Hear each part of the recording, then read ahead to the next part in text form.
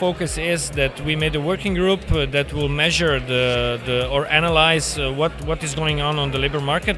Then we need really to make the whole legislation which is related to the job creation and to the business itself to make it simpler.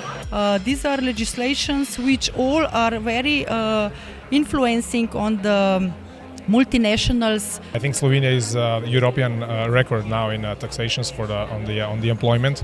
I think still the most important are entrepreneurs because they are creating jobs.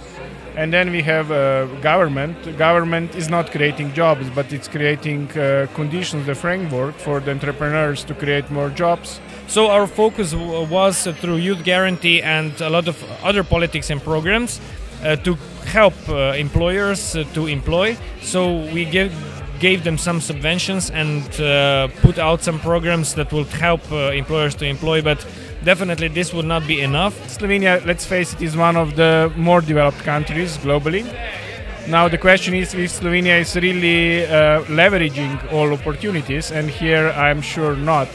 We must not forget that now with the entering of Croatia into the European Union, this competition is even higher. So 1 hour from here, there's a country where everything is much more competitive at the moment. If government is willing to listen and willing to adapt sometimes to some requests or expectations of foreign investors, then we can have win-win combinations. Only economic growth will bring some results in the future, and that's an awareness that we have to have.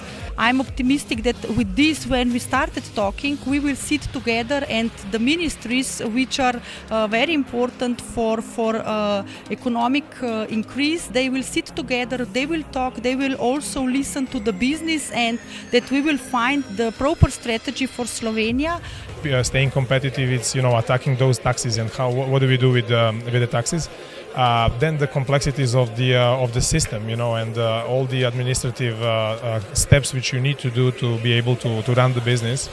I think it's coming time that the people would take their destiny in their own hands and create opportunities for themselves and would not wait for government and any other institutions to help them. And if the consensus between politics and politicians would be on the direction where to put Slovenia in the next 20 years, this would be very, very helpful.